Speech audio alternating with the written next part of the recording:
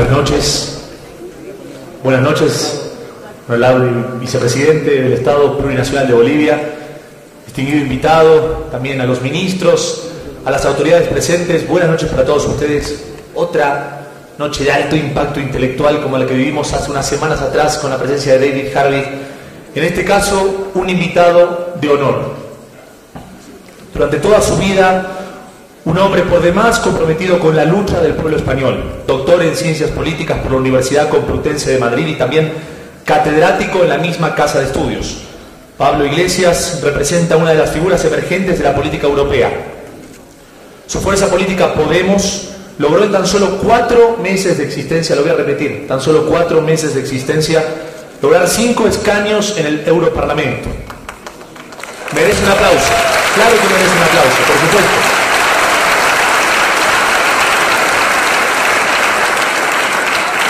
Esto se da en el marco de Pensando, ¿cómo dice el cartel?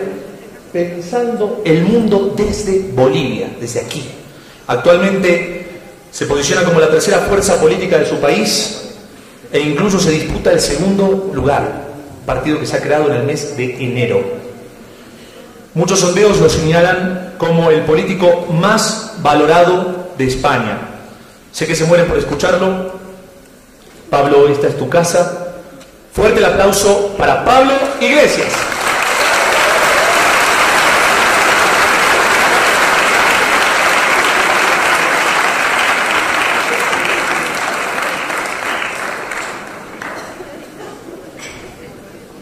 Buenas noches a todos y a todas. Es emocionante estar aquí. Quería darles las gracias en primer lugar al vicepresidente, a Álvaro y por supuesto a todos vosotros y vosotras. Es emocionante estar aquí por muchos motivos. Hoy creo que os voy a contar algunos secretos. No quería que esta fuera una conferencia, una intervención convencional. Cuando uno tiene responsabilidades políticas se ve obligado a intervenir en muchos sitios y es inevitable repetirse, es inevitable llevar un argumentario aprendido, es inevitable contar las mismas cosas, es inevitable incluso a veces ajustarse a los argumentarios que el equipo de campaña te prepara para conseguir ese titular perfecto en los periódicos, para conseguir esa frase de efecto en los medios de comunicación. Pelear, luchar políticamente implica asumir esos terrenos de juego, pero hoy quería que esto fuera otra cosa. Quería que pudiéramos compartir una serie de intimidades políticas que tienen muchísimo que ver con la genealogía, con el ADN de Podemos y que están directamente vinculadas con Bolivia de una manera mucho más estrecha de lo que muchos podrían imaginarse. Y para eso hay que contar algunos secretos. Voy a empezar contándoles un secreto que empecé a relatar hace unos cuantos meses, pero que no terminé de contar la verdad y hoy voy a tratar de contarla aquí, en exclusiva, con ustedes.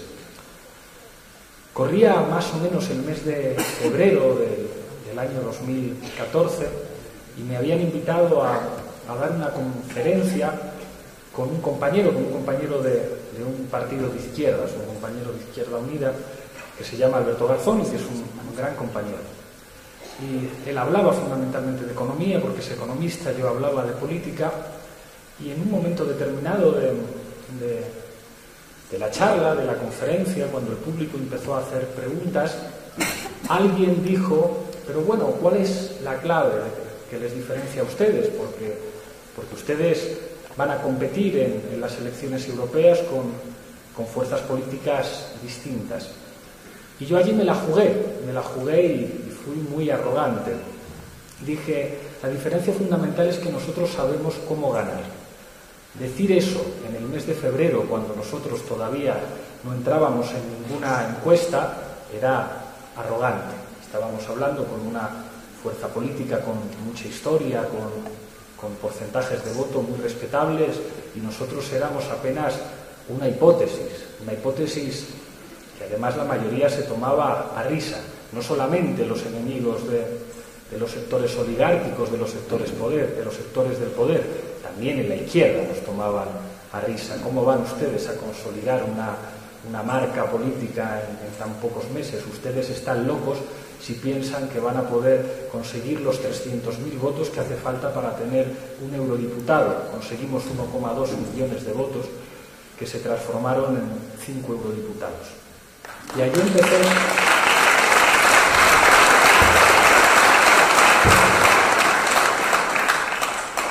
empecé a contar ese secreto, y hay un vídeo en YouTube que ustedes pueden ver que se titula El secreto de Pablo Iglesias, contando que habíamos descubierto algo, que nosotros no éramos gente extraordinaria, sino gente ordinaria que quizá había tenido tiempo de conocer algunas experiencias y tratar de aprender de sus enseñanzas. Y recuerdo que expliqué en aquella charla que nosotros habíamos visto lo que había ocurrido en América Latina, que habíamos estado en Bolivia, que habíamos estado en Venezuela, que habíamos estado en Ecuador, y que habíamos visto que se puede ganar, que incluso después de la caída del muro de Berlín se puede ganar, que incluso después de una obra fundamental de Norberto Bobbio que se llama Destra e Sinistra, y que decía con razón, aunque reconocer esto sea enormemente amargo, que las nociones izquierda y derecha después de la caída del muro de Berlín adquieren un significado completamente distinto y en buena parte de los casos un significado que regala la victoria a los adversarios que están cercanos al poder. Y esto lo escribía con enorme lucidez un anticomunista de esos a los que hay que estudiar como Norberto Bobbio. Y eso implicaba, de alguna forma, asumir que teníamos que descolonizar lo que nosotros representábamos. A nosotros nos había gustado siempre leer a Frantz Fanon y ese prólogo glorioso de Jean-Paul Sartre, Los condenados de la tierra, en el que dice a los europeos es Europa la que debe sacar de sus entrañas a ese colono que llevaremos.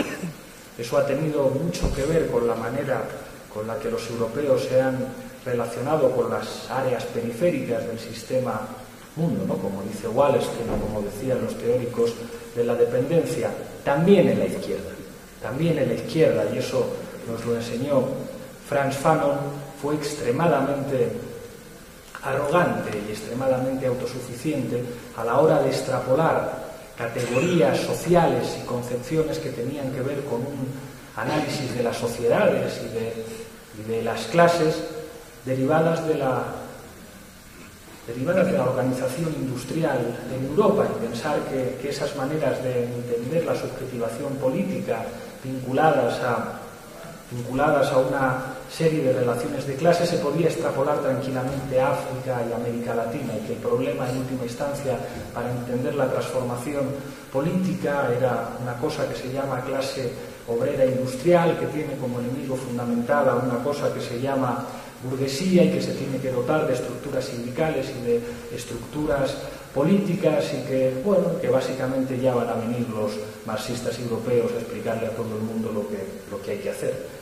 Y Fanon hablaba del proletariado como un sujeto de potencia revolucionaria difícil de entender para los europeos, y hablaba del papel crucial del campesinado en sociedades donde no se había producido la revolución industrial, y los teóricos de la dependencia enseñaron que el subdesarrollo era la cara B del desarrollo de la economía mundo capitalista, y que por lo tanto las condiciones para la política en los países periféricos no podían ser equivalentes a la de los países centrales, y cómo los elementos étnicos son absolutamente cruciales a la hora de entender la liberación y las formas de subjetivación política, y cómo en última instancia los saberes europeos se tenían que contaminar de otros saberes y de otras condiciones particulares, también producto de los procesos históricos, también producto de eso que Harvey llama la construcción de diferencias como característica principal del capitalismo. El capitalismo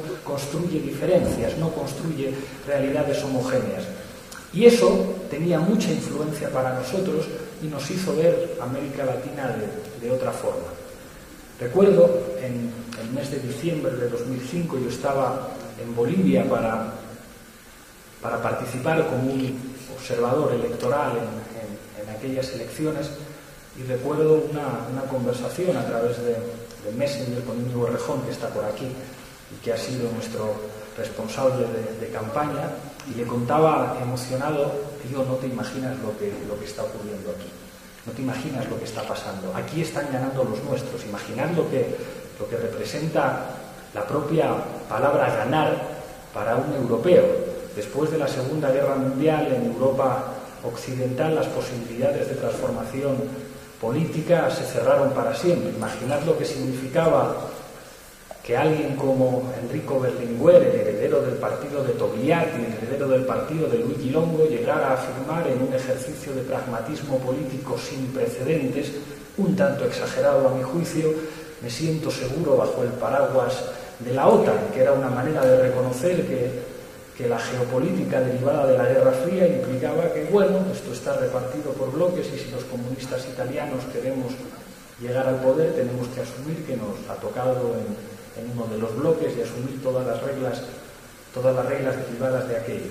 Y ni siquiera esos comunistas italianos, que llegaron a ser la segunda fuerza en su país, que llegaron a ganar unas elecciones europeas, que controlaban los principales gobiernos regionales, buena parte de las principales alcaldías, que tenían como referencias fundamentales a buena parte de la intelectualidad italiana que estaba vinculada al Partido Comunista, ni siquiera ellos pudieron ganar y terminaron convertidos, después de la famosa esvolta de Arquilio Queto, en una cosa que se llamaba Partido Democrático de la Izquierda, después sencillamente Partido Democrático, y ahora en una cosa que es la nada política y que encabeza un señor democristiano que se llama Matteo Renzi, y que se ha convertido en la referencia fundamental de los despistados, perdidos, asustados, anonadados socialistas españoles. El otro día me comentaba, off the record, un periodista español, que la clave fundamental por la cual el líder de los socialistas españoles nos ataca tanto,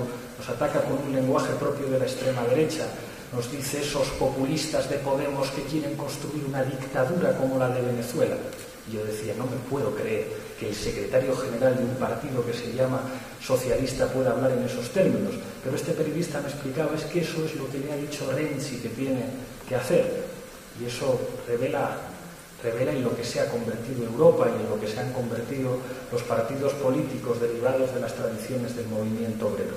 Imaginaos lo que significaba en el año 2005 que yo le dijera, a través de un servicio de comunicación de chat que los jóvenes de la generación Evo seguramente ya ni conocen, que se llamaba Messenger y era muy popular en aquellos momentos. Imaginad lo que significaba decir: aquí estamos ganando nosotros. Y ese ganando nosotros a lo mejor no tenía las simbologías, los colores, las tradiciones, los estilos de la izquierda. Tenía una serie de elementos nuevos en un contexto completamente nuevo.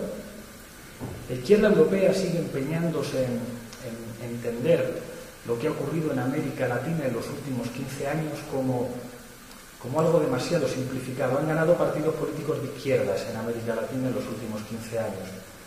Y nosotros pensamos que eso es una manera demasiado simple de entender las cosas, demasiado cuadriculada. La realidad, por desgracia, es más compleja y más difícil. Y los revolucionarios, a la hora de la hora, nunca han tenido una Biblia en la que inspirarse o en la que encontraran todas las respuestas para saber lo que tenían que hacer, sino que los revolucionarios no se miden por su capacidad de repetir las enseñanzas de los libros. No se aprende a ser revolucionario solamente leyendo El Capital o leyendo Imperialismo, fase superior del capitalismo, leyendo El Estado y la Revolución.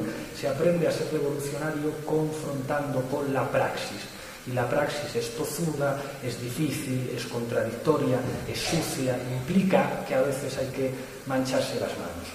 ¿Y qué terreno, qué contexto se puede imaginar más difícil que aquel posterior a la caída del muro de Berlín? La caída del muro de Berlín implica que buena parte de las certezas geopolíticas y las certezas teóricas se caen, y que las formas de transformación política asumen, al menos en una primera etapa, un modesto escenario de gestión post-neoliberal.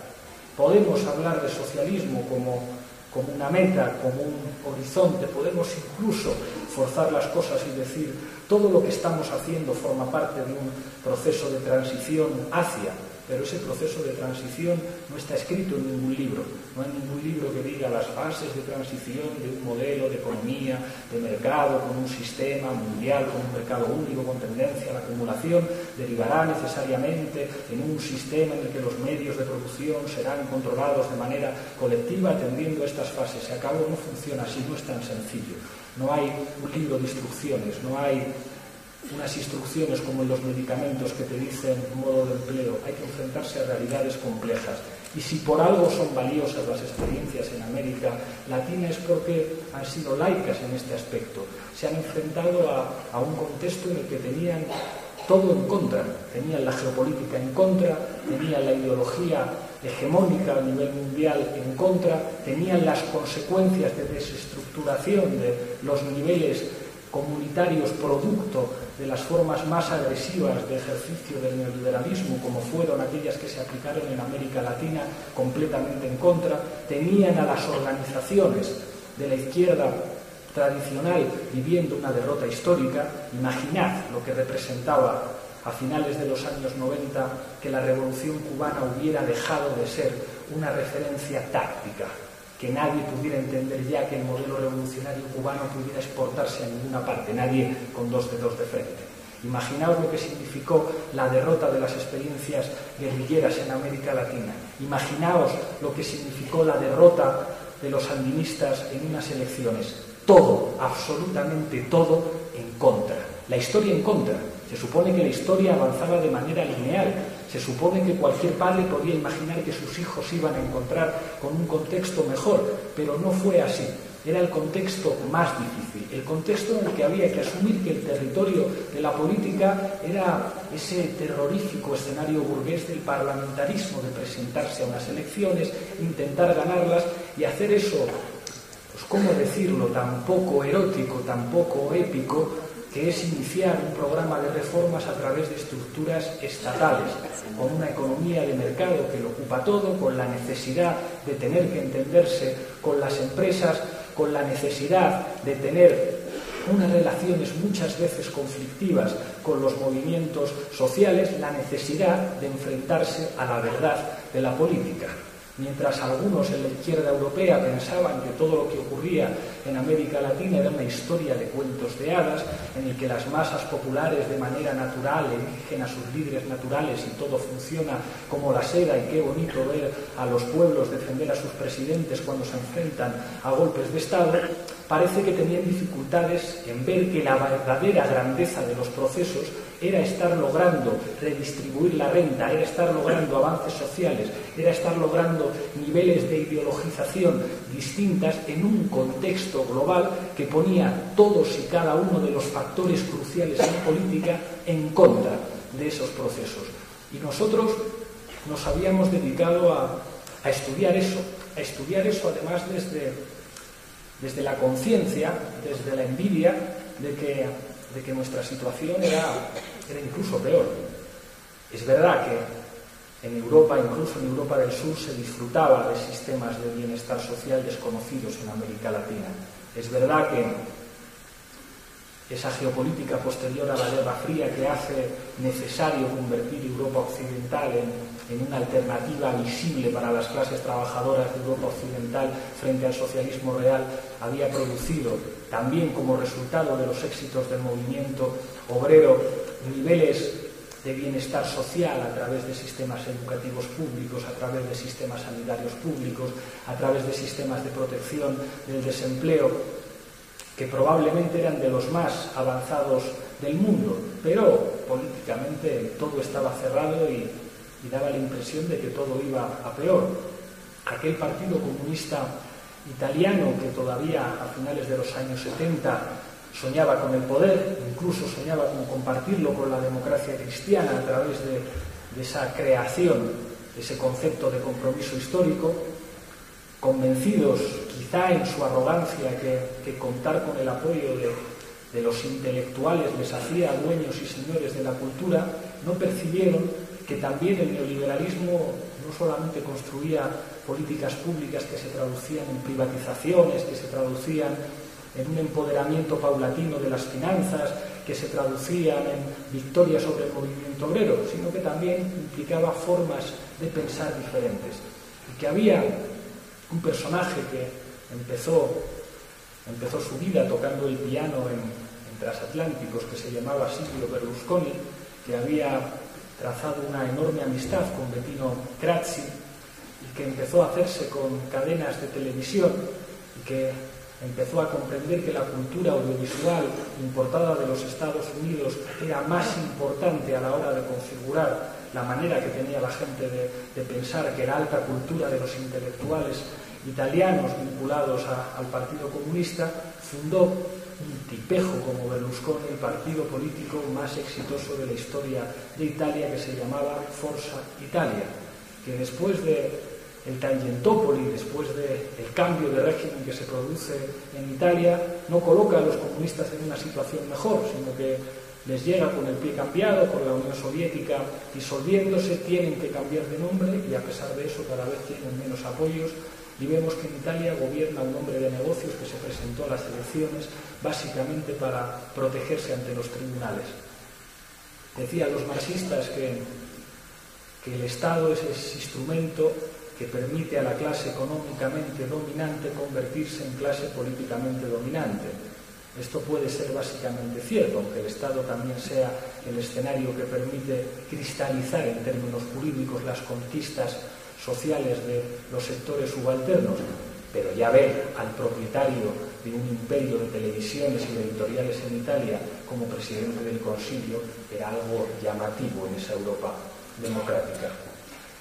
Esa Europa que se asumió a sí misma como un espacio político privilegiado no tiene su origen solamente o fundamentalmente en los sueños de una suerte de federalistas europeos muy preocupados porque no se repitieran las guerras mundiales, sino en intereses políticos, económicos y geoestratégicos muy concretos. Los franceses querían asegurarse la hegemonía sobre Alemania, al mismo tiempo que disfrutar del potencial económico alemán. Los alemanes querían al mismo tiempo volver a ser integrados en un club, y los Estados Unidos querían evidentemente un bloque político y militar de contención frente a la Unión Soviética. Pero incluso en esa Europa en la que De Gaulle, que era de derechas pero era un patriota, tenía claro que nunca el Reino Unido podría entrar en esa Europa, había sistemas de protección social. Pero cuando el neoliberalismo empieza a marcar sus éxitos en Estados Unidos con Reagan y en el Reino Unido con Margaret Thatcher, que fue capaz de doblar el brazo a los mineros, esa Europa como espacio de pervivencia de los derechos sociales, como espacio de pervivencia de las organizaciones sindicales clásicas, como espacio que servía a los partidos socialdemócratas para decir, ven ustedes cómo se puede hacer política también desde el Estado, ven ustedes cómo en el marco de la economía de mercado se pueden lograr muchas cosas.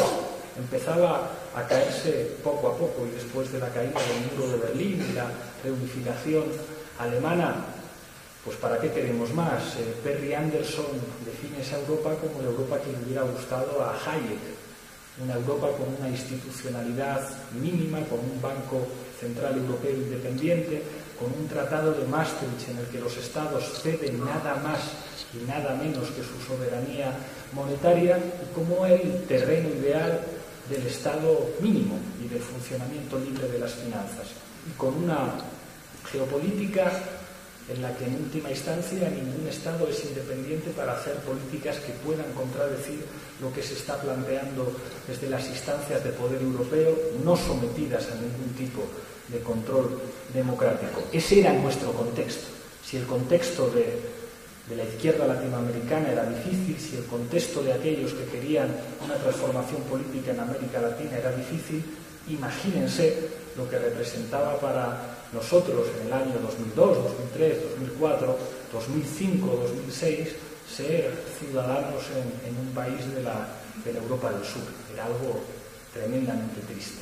veíamos lo que ocurría en América Latina con muchísima envidia y teníamos la sensación de que era muy difícil que se produjera en nuestros países una situación similar, una situación de crisis de régimen, que eso es lo que ocurrió en Venezuela, lo que ocurrió en Bolivia y lo que ocurrió en Ecuador, por la incapacidad que tuvo el neoliberalismo de construir sociedades viables. La destrucción que produjo la aplicación de políticas neoliberales en la región abrió la oportunidad de que surgieran formas de empoderamiento popular que dijeran: hasta aquí hemos llegado, esto no puede ser, esto no puede ser. Y esto se manifiesta en expresiones, digamos, más espectaculares. Estoy pensando en el Caracazo, estoy pensando en la guerra del gas o en la guerra del agua en Bolivia, pero también se manifiesta en un subsuelo de la política que hace que las organizaciones políticas que han sido el eje vertebrador de los sistemas políticos se degraden. La primera vez que viajé a Bolivia iba leyendo en el avión un libro de un famosísimo politólogo español que se llama Manuel Alcántara, que definía a Bolivia como el país latinoamericano con un sistema de partidos más estable. Y no estaba escrito hacía mucho. Claro, esto es lo que pasa cuando la politología hace exclusivamente análisis de superficie y no se ocupa de otras cosas. Pues llegar a Bolivia en el mes de diciembre de 2005 leyendo un prestigioso manual que te dice que el de Bolivia era un sistema de partidos estable es algo sin duda llamativo. Pero en cualquier caso nosotros veíamos que era muy difícil que algo parecido a eso ocurriera en nuestros países, pero terminó ocurriendo. La crisis de todas las crisis, esa crisis que empieza en 2007 y que David Harvey ha analizado muy bien, no solamente supuso que en Estados Unidos los poderes financieros dieran un golpe de Estado para rescatar en última instancia a Goldman Sachs y a Lehman Brothers, no solamente puso sobre la mesa hasta qué punto los poderes financieros en Estados Unidos son los que manejan las riendas del gobierno, no solamente sirvió para que algunos dirigentes mundiales lloraran lágrimas de cocodrilo y dijeran que hay que refundar el capitalismo y que hay que corregir los abusos de los bancos y de los poderes financieros, no solamente implicó, digamos, una nueva excusa para que los académicos utilizaran fórmulas efectistas. La quiebra de Lehman Brothers es el equivalente respecto al neoliberalismo que la caída del muro de Berlín respecto al socialismo real. Estas cosas que escriben y que pesan mucho, pero no dejan de ser llamadas efectistas. Sirvió para crear en los países del sur de Europa situaciones de crisis de régimen, de crisis de la gobernanza europea, de crisis de estabilidad. Abrió una suerte de estructuras de oportunidad política para el cambio. Y aquí es donde nos encontramos con, de nuevo, el problema de la izquierda. Yo publicaré un libro en las próximas semanas en el que digo en el prólogo algo muy provocador. La clave para entender el éxito del fenómeno Podemos es que hicimos exactamente lo que la izquierda no se hubiera atrevido a hacer. Y la izquierda está, muchísimas gracias, en nuestro ADN político. Yo me considero marxista, soy nieto de un combatiente de la Guerra Civil Española, represaliado, condenado a muerte, con una pena conmutada por 30 años de prisión, varios años en la cárcel. Mi padre estuvo en la cárcel, siempre militado en la izquierda. La izquierda forma parte de mi ADN y del ADN de los principales compañeros que sacamos adelante este proyecto, pero quisimos ser laicos y decir, nos da la impresión de que la izquierda en nuestro país y probablemente en Europa está teniendo dificultades para estar a la altura de las posibilidades que se están abriendo. Durante muchísimos tiempo, incluso diría que hasta el mes de diciembre del año pasado, nosotros asumíamos que ese era el espacio político en el que había que trabajar, que había que decir, bueno, pues tendremos que convencer a algunos dirigentes de la izquierda de que lo están haciendo mal, de que quizá deberían leer lo que ha ocurrido en América Latina de otra manera, que quizá debieran entender que que ese escenario de la política dividido entre izquierda y derecha hace que las cartas estén marcadas y que siempre gane el enemigo, y que hacer política es también ser capaz de mover, ser capaces de rearticular, de redefinir el terreno de juego para construir mayorías sociales, porque no estamos en política para lanzar mensajes a nuestra parroquia de referencia, sino para crear contradicciones en el adversario. Hacer política no es regalar los oídos de tus simpatizantes, de tus militantes, de la gente que está contigo. Hacer política es crear contradicciones en tus adversarios políticos. Y ahí tratamos de lanzarnos en un contexto en el que esa crisis de gobernabilidad en Europa se había traducido en nuestro país en una crisis de régimen. En España, después de la dictadura de Franco, hubo una transición política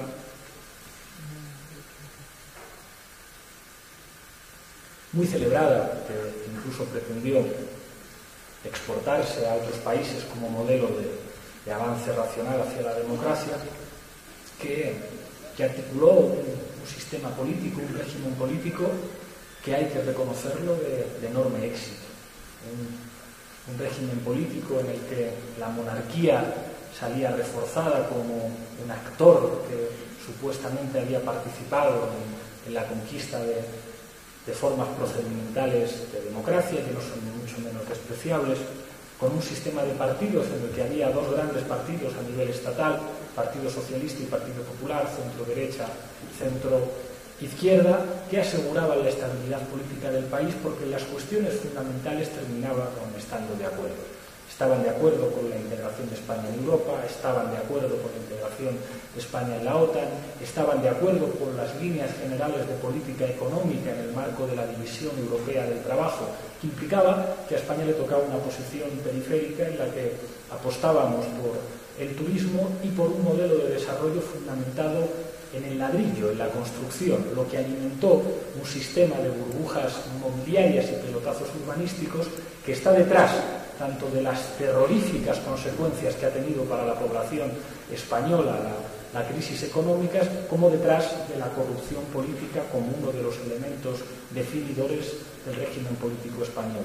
Con la concurrencia eventual de nacionalistas moderados, vascos y catalanes, este sistema de partidos funcionaba perfectamente. Existía un cierto notable prestigio de las instituciones. Barcelona 92, la exposición de Sevilla se habían construido como mitos de esa llegada de España a la modernidad después de la oscuridad y del retraso franquista. Un sistema fundamentado en el crédito como principal elemento garante del consumo, que permitía a la gente consumir y comprar, había sentado las bases de una ideología de lo individual, en la que los sindicatos se convertían en una cosa del pasado, y en la que además algunas de sus prácticas, digamos, poco edificantes habían provocado que muchísimos sectores sociales los miraran con recelo. Las propias transformaciones en la estructura de la fuerza de trabajo en España impedían que la sindicación fuera un elemento fácil en nuestro país. Nosotros como jóvenes hablábamos de la precariedad, hablábamos de esos jóvenes que trabajan en los call centers, que trabajan como camareros sin contrato, que de alguna manera nutren en un país aparentemente del primer mundo sectores de economía casi informal muchas veces, donde el derecho del trabajo no opera. Todo eso como consecuencia de la crisis económica y su gestión, que su gestión implicó que los gobiernos españoles fueran del Partido Socialista o del Partido Popular, aplicaran el mismo tipo de recetas que venía de Europa, austeridad. ¿Cómo vamos a pagar las consecuencias de la crisis económica? Pues primero rescatando con dinero público a los bancos y en segundo lugar trasladando ese coste del rescate a los ciudadanos a través de recortes sociales.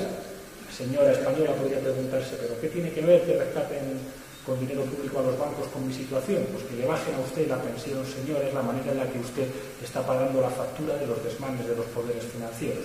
Que se reduzcan las becas, que se privaticen hospitales, que se privaticen universidades, que se produzcan reformas laborales que permitan el empobrecimiento de la clase trabajadora. Cuando hablamos de España hablamos de un país con 6 millones de parados, la mayor parte de los cuales no reciben ninguna prestación, un país en que, según organizaciones de la Iglesia Católica, 1 de cada 4 ciudadanos es pobre, un país en el que se habla ya de malnutrición infantil, en los que sectores de la clase media se ven desahuciados, echados de sus casas y con deudas impagables, en el que buena parte de los jóvenes más preparados que se han formado en las universidades tienen que emigrar, algunos a América Latina porque les ofrecen oportunidades laborales más decentes, otros a otros países europeos porque es mejor trabajar de camarero en Londres o trabajar de peón de albañil en Berlín que hacerlo en España.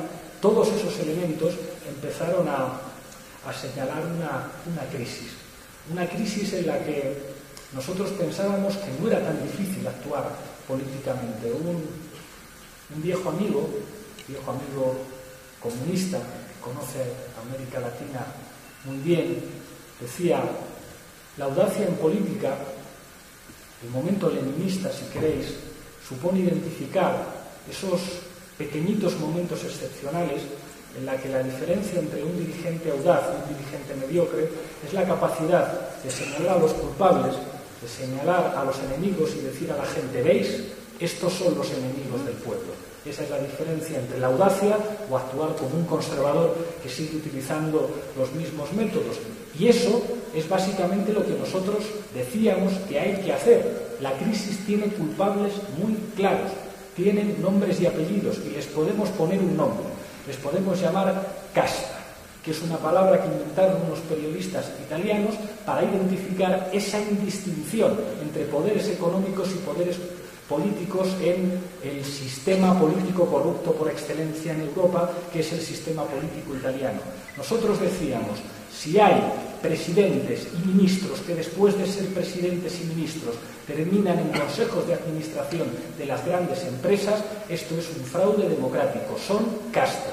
Quien recibe el premio después de haber gobernado, de acabar en un consejo de administración y convertirse en millonario por haber sido elegido por los ciudadanos, es un enemigo del pueblo. No gobiernan a favor de los ciudadanos, gobiernan a favor de quien les está pagando el sueldo. Y esto lo entiende cualquier persona.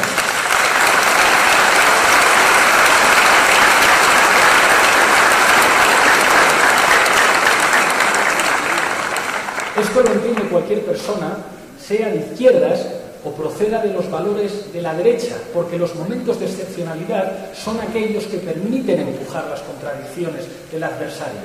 Cuando se produce una crisis que provoca injusticias que son palpables por todo el mundo, son los momentos en los que a la gente que procede de valores conservadores la crisis también les duele y les afecta. A la gente de derechas tampoco le gusta que le roben. A la gente de derechas tampoco le gusta que le tomen el pelo. No le gusta que los ricos no paguen impuestos. Era tan sencillo como señalar a los culpables, como decir que en España, al tiempo que aumentaban las desigualdades, al tiempo que los trabajadores disminuían su poder adquisitivo, los beneficios de las grandes empresas aumentaban. Los sueldos de los altos ejecutivos aumentaban. Los empresarios de la banca en España eran los mejores pagados de Europa. El yerno del rey era el mejor ejemplo de la corrupción. ¿Qué sentido tenía reivindicar los valores republicanos de nuestros abuelos, de los que estoy orgulloso, cuando podemos decir la palabra que define al rey es corrupto? Si decimos que el problema del rey es que es un rey, podemos ser el 20%. Si decimos que el problema del rey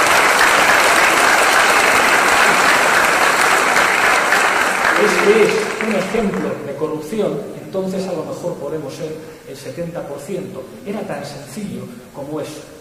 Hay dos elementos que establecen esa estructura de oportunidad sobre la que nosotros queríamos intervenir. Uno es el 15M, el movimiento de los indignados. El movimiento de los indignados no es importante solamente porque aparezcan mucha gente, sobre todo mucha gente joven en las principales plazas, sino porque era un movimiento laico. En el 15M había una discusión sobre si era un movimiento de izquierdas o no lo era. Es evidente que la gente de izquierdas estaba en la calle, porque eso está en nuestro ADN político. Pero el 15M era algo mucho más importante que eso. Era divertido escuchar a algunos dirigentes conservadores de la izquierda que miraban ofendidos al 15M y decían: bueno, yo llevo indignado 30 años, van a venir estos chavalitos ahora a enseñarme lo que es la indignación. Esto es lo que es el ejemplo de un conservador, que aunque se crea que es revolucionario por tener una hoz y un martillo en su casa y por tener un cartel del Che Guevara, no ha entendido absolutamente nada.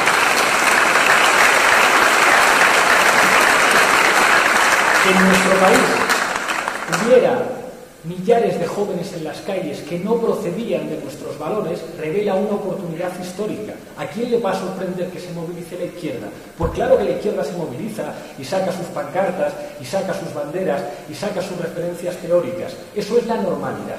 Hay un gobierno de derechas, la izquierda organiza una manifestación, no es nada sorprendente. Pero ¿qué es lo que ocurre cuando gente que jamás se ha manifestado sale a las calles para decir son unos sinvergüenzas, que se vayan todos, me están robando? Surge una oportunidad histórica. Una oportunidad histórica que no es sencilla. Las asambleas del 15M eran en muchos casos caóticas. Podía haber opiniones contradictorias. No había un programa político que definiera al 15M más allá de decir queremos democracia, más allá de haber entendido que el dolor es un problema político. Pero eso señalaba una oportunidad de trabajar en otro terreno. Cuando las encuestas de opinión decían que las reivindicaciones del 15M eran compartidas por el 80% de los ciudadanos, un revolucionario no tiene que pensar en la bandera que tiene en su casa, no tiene que pensar en los libros que tiene que aprender, tiene que comprender que eso es una oportunidad para intervenir. Y en la capacidad de intervenir con éxito se mide cuánto revolucionario es uno, porque eso no se mide en función de la camiseta que uno lleva, en función de la olla y el martillo más grande que uno tiene, sino en función de los resultados, Un comunista no es comunista por lo que lee, no es comunista por lo que dice, es comunista por lo que consigue. Y en nuestro país, buena parte de los sectores de la izquierda fueron incapaces de adaptar estrategias para aprovechar esa posibilidad de transformación política que se podía dar en nuestro país, que al principio parecía que era nada. Parecía que el 15M se murió, parecía que entró en una fase de reflujo. Entonces decían, después de que hubiera elecciones y el Partido Popular tuviera un éxito notable y al Partido Socialista no le fuera mal, decían con arrogancia, bueno, pues si hay tanta gente indignada, ¿por qué nos presentáis a las elecciones? Siguieron diciendo eso hasta que aparecimos nosotros. Entonces ya no dicen más eso de que la gente normal se presenta a las elecciones.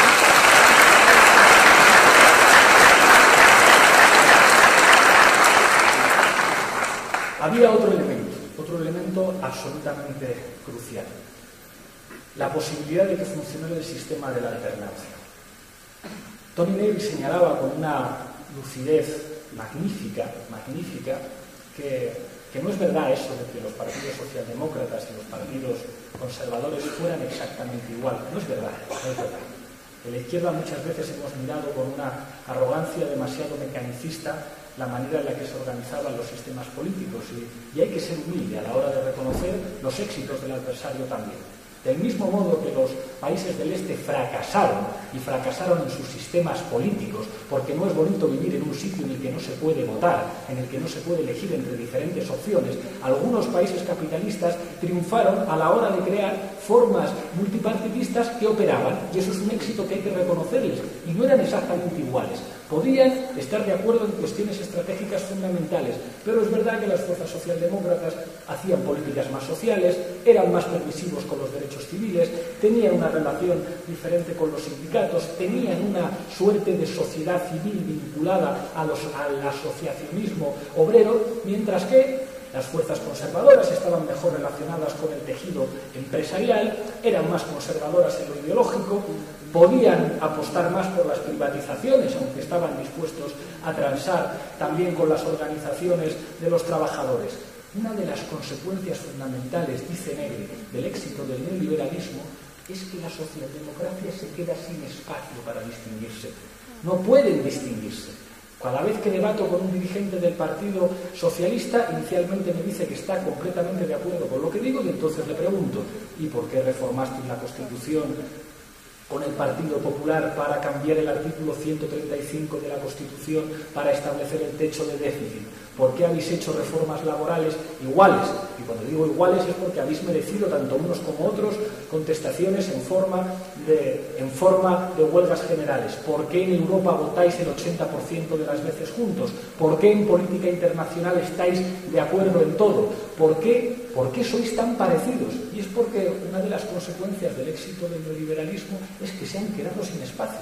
No pueden distinguirse.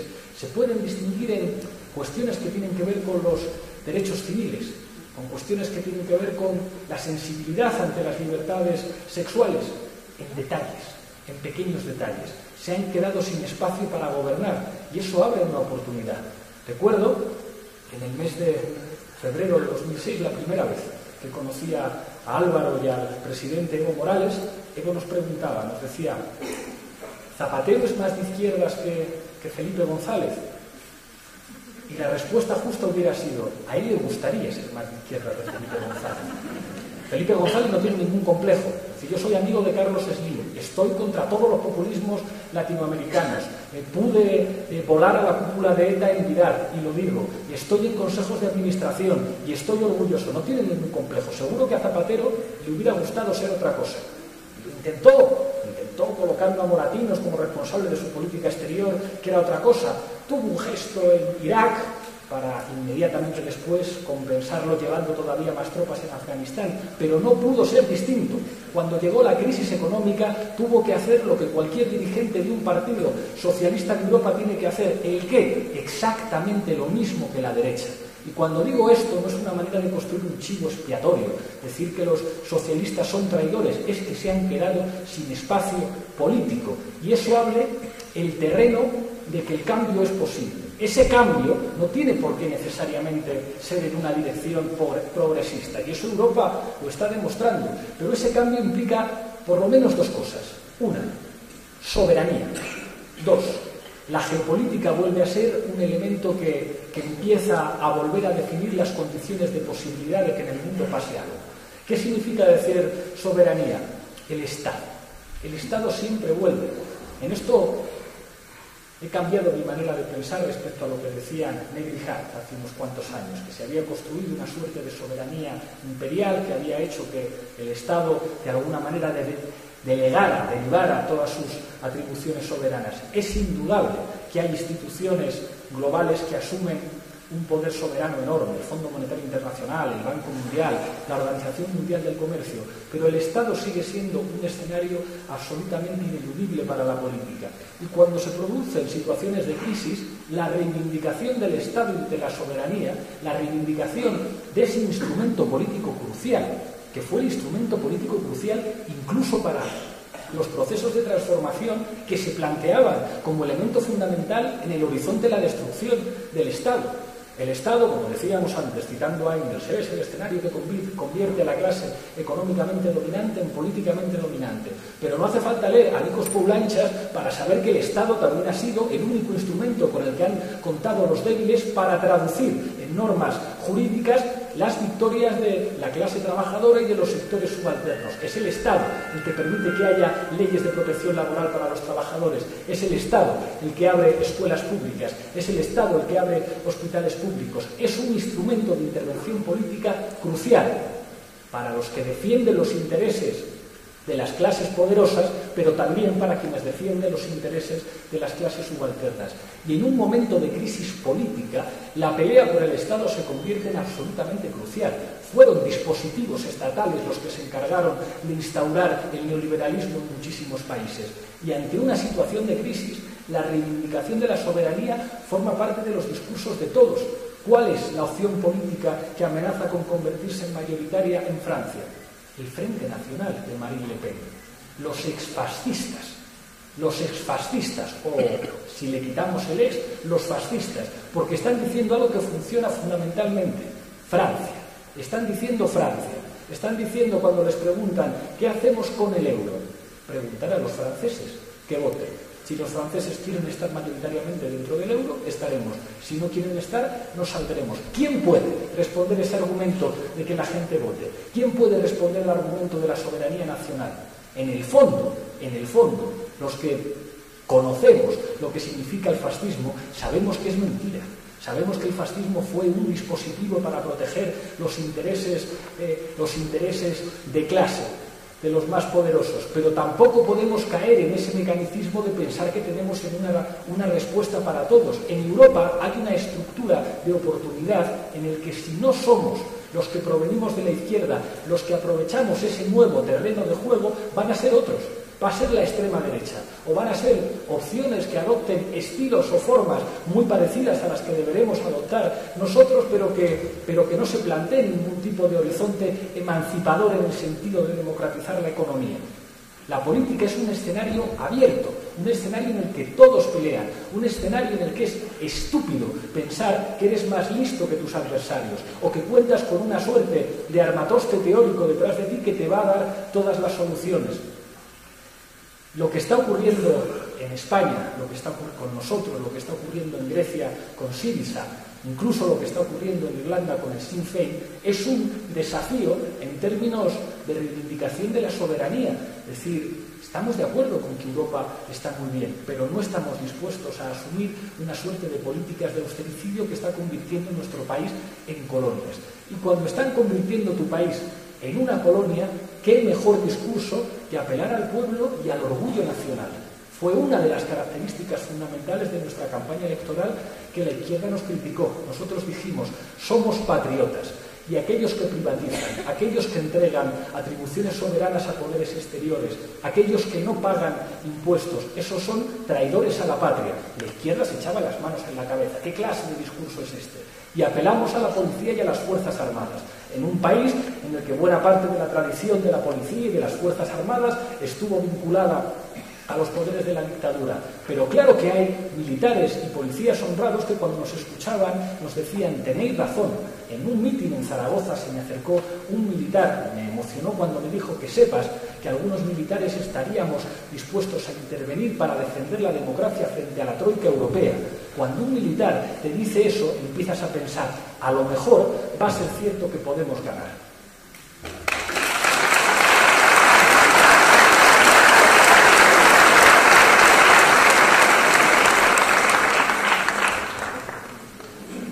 Pero seguro que os preguntaréis, claro, pero ¿cómo conseguisteis que se os conociera?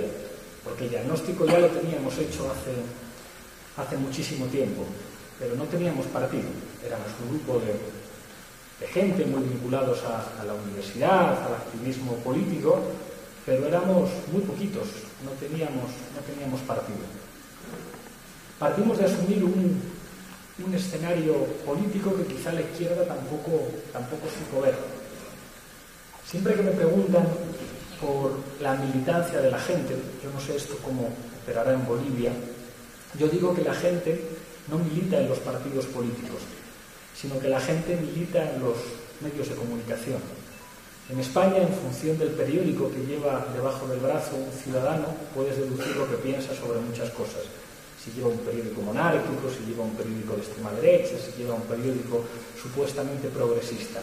Y del mismo modo que la gente define sus maneras de pensar leyendo los periódicos o escuchando la emisora de radio de la Conferencia Episcopal o la emisora de radio del Grupo Prisa o la emisora de radio estatal, del mismo modo que las pertenencias políticas se definen en esa clave, los medios de comunicación, los programas de debate político se han convertido en los verdaderos parlamentos. Yo estoy en el Parlamento Europeo, es una pérdida de tiempo. Las intervenciones que...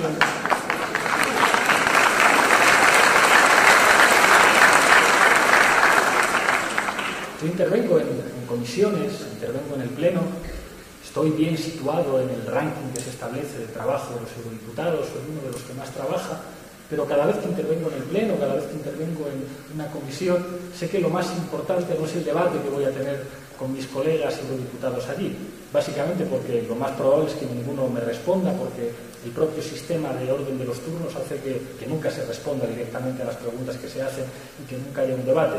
Sé que lo más importante es que esa intervención mía se grabe en vídeo y después se suba a YouTube y a partir de la viralidad de las redes sociales lo pueda escuchar la gente normal. Eso es mucho más importante que el hecho de que el presidente del Parlamento Europeo tome nota de lo que he dicho.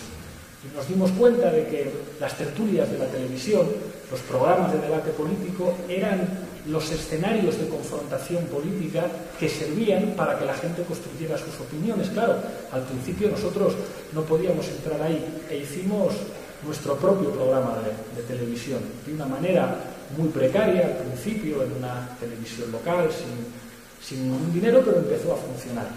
Y no empezó a funcionar porque se viera, porque la gente lo viera en la televisión, que se podía ver, sino porque empezó a funcionar a través de las redes sociales e Internet, y nos sirvió como entrenamiento.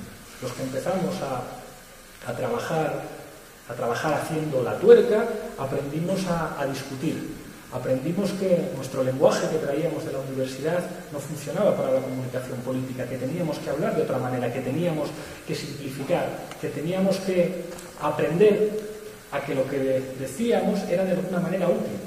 Procedíamos de ambientes universitarios en los que, con esa vocación que siempre tuvimos muy a lo Falls-Borda, ¿no? de entender que nuestro trabajo como investigadores o como profesores tenía que ponerse al servicio de la gente, enormemente frustrados por los formatos académicos, por formatos académicos que rara vez atraían a muchos estudiantes y que solían ser percibidos con cierta distancia, con cierto aburrimiento por parte de la gente. La cultura audiovisual había quedado eso.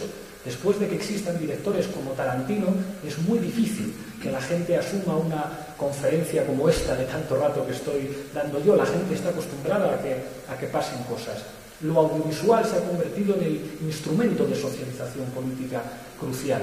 Lo que hicimos con la tuerca, con nuestro programa, fue entrenarnos. Y después tuvimos la oportunidad de hacer un programa ya con muchos más medios técnicos en Hispan TV, y llegó la oportunidad de ir a debatir a medios de comunicación de masas.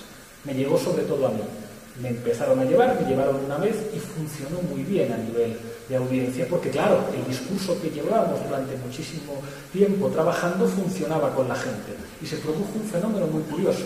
Las televisiones públicas controladas por el gobierno me tenían absolutamente vetado, pero las televisiones privadas se daban cuenta de que aumentaban sus audiencias y por lo tanto aumentaba su recaudación, e insistieron en llevarme. Y me hicieron crecer, hasta el punto de convertirme en uno de los comentaristas políticos más conocidos del país. Y claro, se debieron pensar que yo no tenía más aspiraciones ni más ambiciones que convertirme en un tertuliano de televisión, y no era así.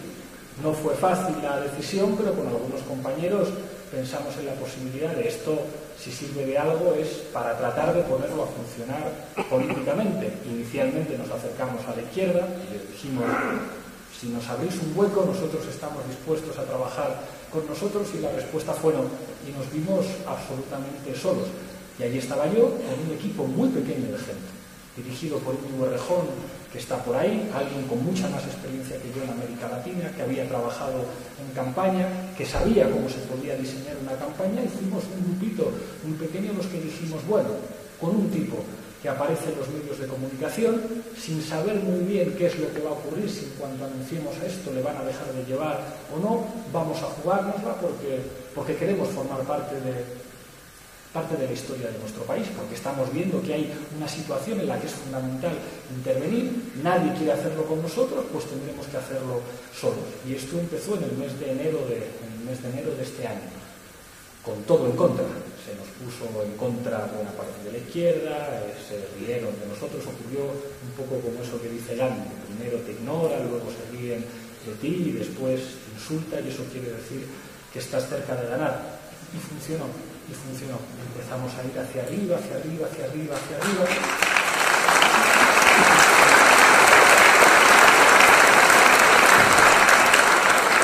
Y fuimos la sorpresa de la noche electoral. 1,2 millones de votos, 5 eurodiputados, cuarta fuerza y tercera fuerza en lugares fundamentales como Madrid. Y la cosa no se acabó allí, porque siguieron haciendo estudios de opinión. Algunos los publicaron, que nos situaban como tercera fuerza, con mucha diferencia ya respecto a la cuarta, e incluso algunos como segunda fuerza política por encima del Partido Socialista. Algunos estudios de opinión no se llegaron a publicar y nos los filtraron algunos de sus autores, y nos hemos colocado en una posición en la que en la que ya hemos alterado el mapa político de nuestro país, en el que esa gobernabilidad fundamentada en los partidos turnantes ya no puede operar y en la que nos enfrentamos a un enorme desafío. Es verdad que lo que hicimos durante la campaña electoral fue expresarlo como le gustaría expresarlo a Íñigo, practicar esa técnica gramsciana de la guerra de posiciones, que tiene que ver con asumir que el sentido común de época tiene unas reglas determinadas en las que te tienes que mover buscando una suerte de generación de poderes en el marco de la ideología, en el marco de lo que piensa la gente. Eso implica utilizar un lenguaje determinado, disputar el significado de palabras como democracia, como justicia, hablar fundamentalmente en la campaña electoral de la corrupción, hablar fundamentalmente de la casta, señalar a los enemigos del pueblo, colocarnos en un discurso perfecto para una campaña electoral. Pero nos ha salido también, que ahora estamos en un momento mucho más difícil, que es el de la guerra de movimientos. Es decir, en política no solamente se gana por tener el mejor discurso, es más, en política ni siquiera se gana por tener más votos, en política se gana por tener más poder. Y eso tiene que ver con la capacidad de plantear la posibilidad de ser gobierno. ¿Por qué hemos venido a América Latina? Por la misma razón que el primer viaje dentro de Europa que hicimos fue a Grecia para reunirnos con Alexis Tsipras, que va a ser el próximo presidente de Grecia, para preguntar qué vais a hacer. Nosotros sabemos cómo hacer una campaña electoral, sabemos cómo ganar unas elecciones, pero queremos también asumir un escenario en el que a la hora de ser gobierno tenemos que tener claro lo que tenemos que hacer cuando vamos a tener a todos los poderes financieros europeos, a buena parte de los aparatos del Estado, a buena parte de los poderes oligárquicos de nuestro país en contra. Y eso ya no es guerra de posiciones, eso es un momento más leninista, si se quiere, de la política, en el que eres lo que vales, lo que eres capaz de poner encima de la mesa. En un momento, además, en el que los movimientos sociales no están en una posición de flujo, sino de reflujo, en el que la voluntad mayoritaria de la gente por el cambio no se tiene por qué traducir inmediatamente en una movilización social de defensa de un gobierno popular. Estamos en un momento en el que la experiencia de los 1000 días de Allende se convierte en una referencia muy seria. No podemos fallar. Si ganamos no podemos fallar. No se lo podemos poner fácil al enemigo. Y los ataques son enormes. Los ataques dicen, sí, vosotros tenéis razón, pero seríais incapaces de aplicar un programa económico. Llevaríais este país al desastre inmediatamente.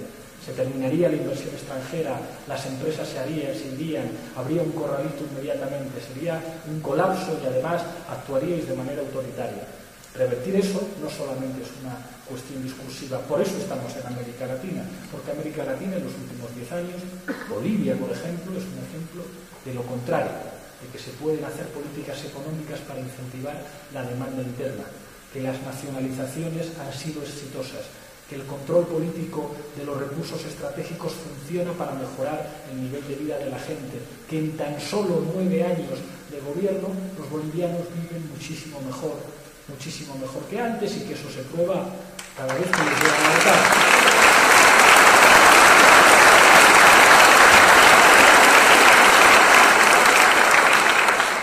Por eso estamos aquí no para dar conferencias ni para enseñar nada, estamos aquí para preguntar, para aprender qué es lo que significa el cambio político cuando eso ya no solamente es reflexión de intelectuales en las universidades, o cuando eso ya no es solamente la disputa de la política en el terreno electoral, sino cuando eso significa ser gobierno y enfrentarse a todas las contradicciones, a todas las dificultades, a todos los elementos que, como decía antes, marcan la diferencia entre un revolucionario que asume que lo que puede hacer es reformas políticas a nivel del Estado y un incapaz. Nosotros querríamos parecernos al primer grupo y para eso tenemos mucho que aprender de ustedes. Muchísimas gracias.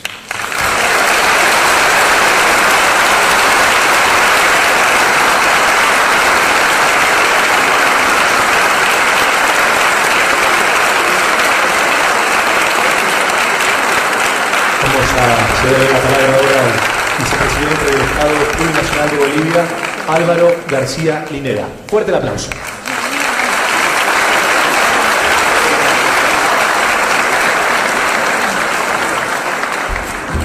Bueno, muy buenas noches a todos ustedes.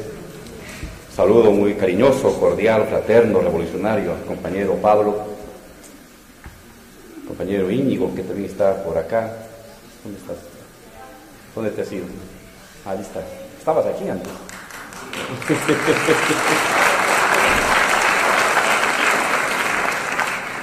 Voy a ser breve, no corresponde dar discursos, simplemente celebrar la presencia de ustedes, Pablo, acá, celebrar la existencia de ustedes allá en Europa. Europa se nos presenta como un continente cansado, agotado de ideas, agotado en su ímpetu y espíritu que alumbró buena parte del siglo XX. Muchos latinoamericanos de las universidades hemos bebido en nuestra formación de izquierda de lo que se hacía en Europa. Pero las últimas décadas no cabe duda de que ya no hay fuerza, no hay vitalidad, y como tú muy bien decías, se presenta una izquierda no solamente que no puede ya diferenciarse de la derecha, sino una izquierda que ha defraudado a la gente, que ha frustrado a la gente. Y si bien existía una izquierda alternativa, era una izquierda acomplejada. Cuando existía la URSS, arrastraba la cruz de participar de los lineamientos generales de la Tercera Internacional, pero de no radicalizar su discurso en Europa para no generar problemas. No había voluntad de poder. Y cuando se cae el muro de Berlín, tiene que cargar ya también la otra cruz de intentar explicar de por qué fracasó el socialismo. En tiempos de la URSS y después de la URSS, siempre ha sido una izquierda acomplejada, la que no estuvo en el gobierno. Y la que estuvo en el gobierno no le costó mucho asumir el sentido dominante de la época para aplicar las cosas que la derecha también podía aplicar. En medio de ese panorama tétrico para Europa, no cabe duda que América Latina ha dado una señal, pero es una señal de una reemergencia del pensamiento revolucionario y de la acción revolucionaria que tiene su acompañamiento paralelo en otras expresiones del mundo, que capaz no las conocemos mucho, que no las leemos.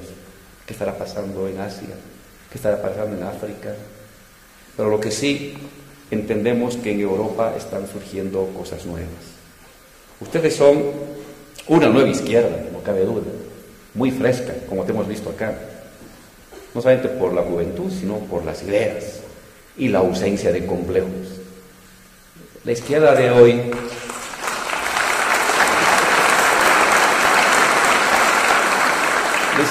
no se arrepiente de lo que pasó en la URSS y de su fracaso. Recogemos su experiencia, pero no tenemos por qué nosotros dar cuenta de su fracaso. Fracasaron otros. Nosotros no vamos a fracasar, al menos vamos a morir intentando no fracasar.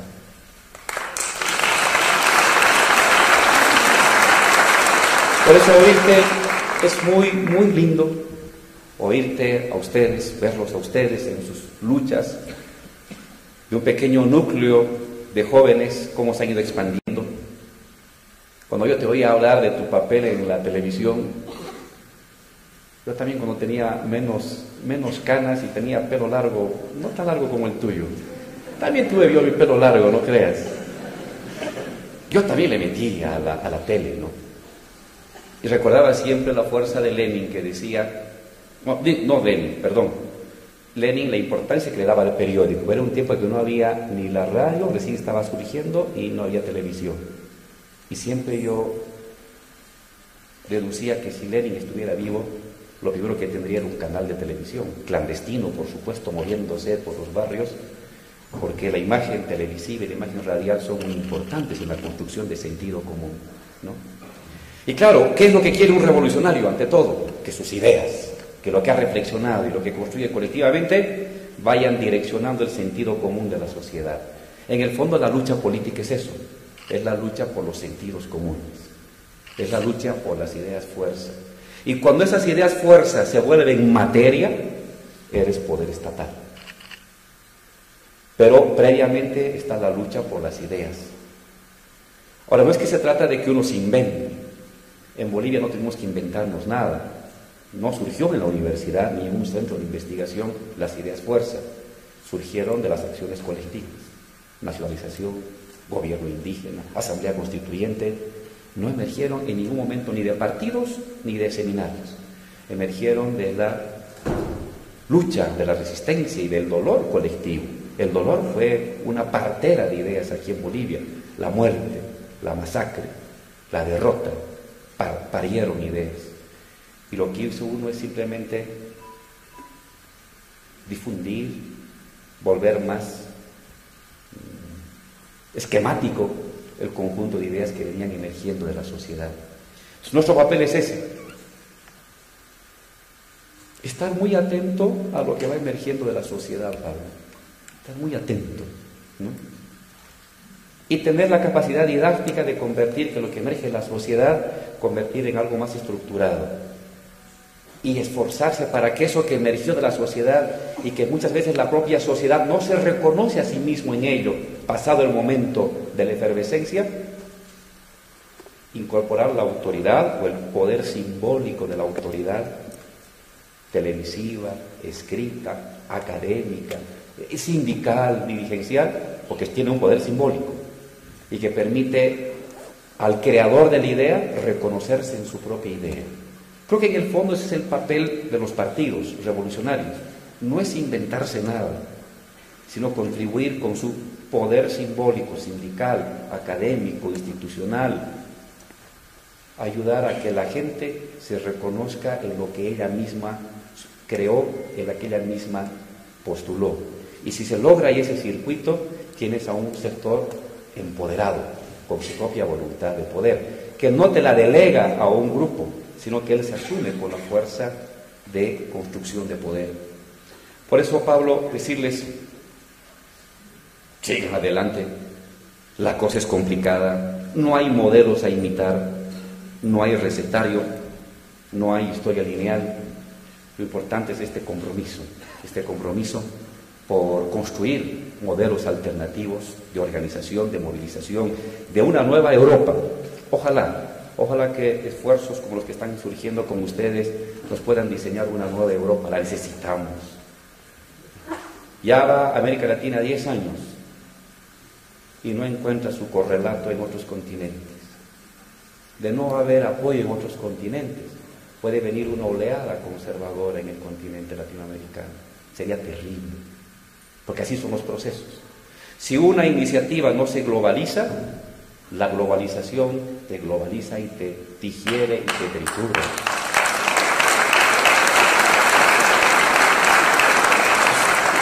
Su presencia aquí no solamente es para conocer mejor lo que está pasando en España, sino para decirles, métanle, porque los necesitamos. Si aquí nos estamos atrasando en algo, ustedes lo harán mejor. Si aquí nos estamos deteniendo en algo, nos hemos equivocado en otras, ustedes y otros, en Grecia, y lo que pueda hacerse en Francia, y lo que pueda hacerse en Sudáfrica, lo tienen que hacer mejor. Temo que este momento excepcional del continente, si no encuentra un reflejo, un acompañamiento autónomo, plural, de lo que puede hacer cada país en su lugar, rápidamente con el tiempo quede cercado. El imperio o el imperialismo ha sufrido golpes, está en decadencia, pero existe y va a durar todavía décadas y es capaz de dar zarpazos muy duros.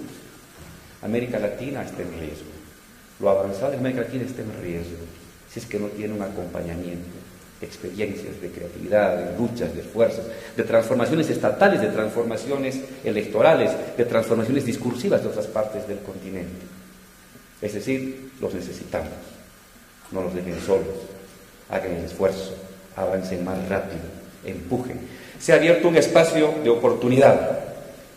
Se están vaciando las antiguas creencias y es tiempo de posibilidad de crear o de consolidar las nuevas creencias. Sean audaces, sean audaces. Esto no siempre sucede así. Son esos ciclos que se abren cada 20, cada 50, cada 80 años.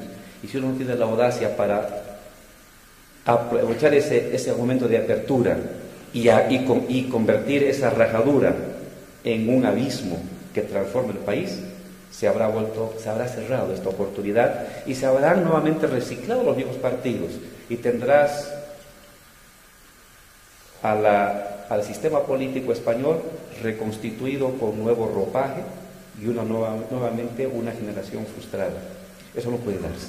Saber aprovechar el momento, utilizar mucho las ideas, estar muy atento a las pulsiones de la sociedad, informarnos lo que hacen, nosotros informamos lo que hacen, no perder la perspectiva internacional, ¿no?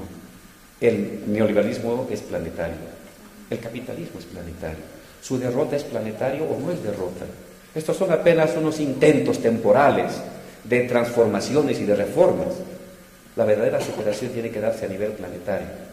Y si ustedes no hacen lo suyo, si los franceses no hacen lo suyo, si los norteamericanos no hacen lo suyo, si los sudafricanos no hacen lo suyo, si los chinos no hacen lo suyo, si los japoneses no hacen lo suyo, de aquí a 20 años se habrá reconstituido nuevamente un sistema de reproducción ampliada del capitalismo con un nuevo sistema tecnológico, nuevo sistema de poder por los siguientes 30, 40, 80 años por delante.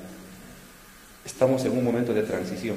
El caos sistémico que decía Wallerstein, hay que aprovechar ese caos sistémico. Hay que avanzar, hay que intentar convertir el caos sistémico en un momento de bifurcación hacia otro horizonte. No es obligado, no hay un destino fatal, no hay una historia lineal. Puede ser que perdamos, puede ser que ganemos. En todo caso, vale la pena vivir, pelear y morir para intentar ganar y que el mundo sea distinto. Felicidades, muchas gracias.